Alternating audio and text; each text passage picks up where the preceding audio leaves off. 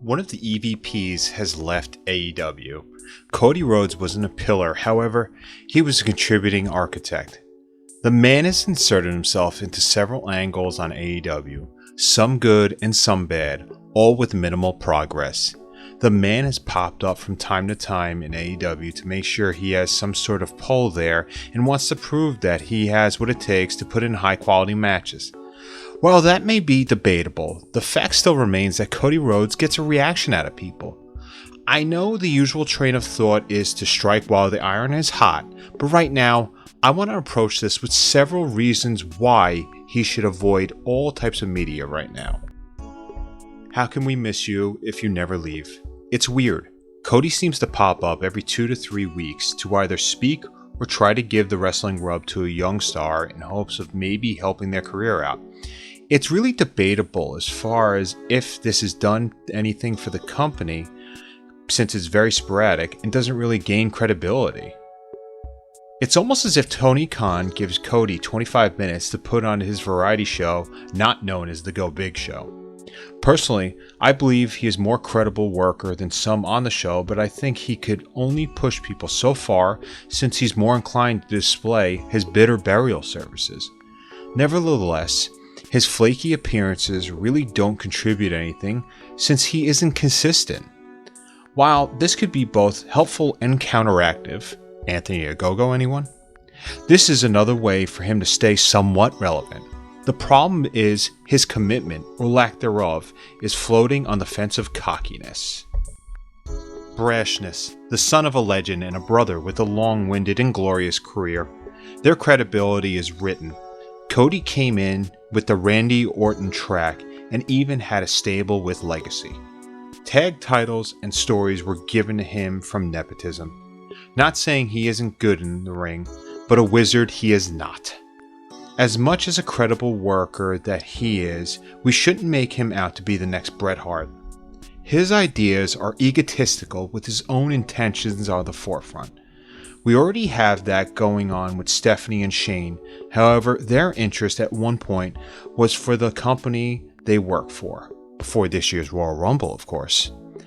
Cody Rhodes isn't malicious, but I think that he's been blinded by not having the outside experiences of layering certain rounds of work ethic installed in his mind. Let's be honest. His opportunities have been handed to him. This has left a sour taste in the mouths of wrestling fans.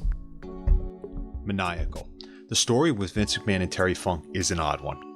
Jerry Lawler and his Knights were supposed to face Bret Hart and his brothers in Survivor Series 93. While Lawler being replaced with Shawn Michaels is a whole story in its own right, the night of Terry Funk almost came to fruition until Funk got wind of the idea and told Vince he wasn't going to work today because his horse was sick. This was a well-known excuse. Terry Funk showed up 5 years later as Chainsaw Charlie. Upon his return, Vince walked up to Terry and, in a joking manner, asked how his horse was. Now, there's a huge difference between Funk and Cody. With time, Vince does tend to lighten up. And the fact that Vince had the Stardust idea as the last image of Cody in WWE, this would then mean that Vince may perhaps use him as Goldust's foe. Vince may not watch wrestling in other companies, however, he does know about the backhanded gestures and remarks he has made about his longtime employer and his son-in-law. Whatever that relationship is at this point in time, you can know damn well that Vince McMahon could very well subject Cody to a certain level of humiliation.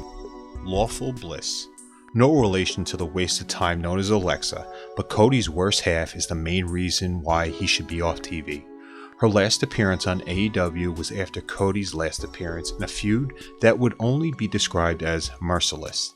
She confronted Dan Lambert, a known heel, with his shoot-style promos in regards to the industry. Whether or not you agree, you must admit he gets heat. Brandy is showcased as cursing and having no comeback whatsoever, however she wells up in front of a crowd, only to show how little she can contribute to the industry. She is past the point of X-Pac heat. She is at the level of changing the channel because she is part of a vanity project for her and her husband. This is the same woman that entered the ring to show off her action figure doing somersaults. This woman also lit her husband on fire to make it seem as though she does, and I quote, good spots. Meanwhile, she is also on TV to book matches saying how people need to get along. Unfortunately, Cody seems to think that she is productive in the industry and is a valuable asset to not only his growth, but also any company she belongs to. There is literally no more reasons for this woman needing to be on TV or showcased at all. This is Dale signing off for Wrestlebuddy. And to continue to hear me and the rest of the marks for our site to talk to you about how we should put a disclaimer on Cody Rhodes and all of our fine content, be sure to sign in, subscribe, like, and click that notification bell. We always enjoy hearing from our fans and love to interact. So please tune in next time and be safe out there and just keep on enjoying wrestling.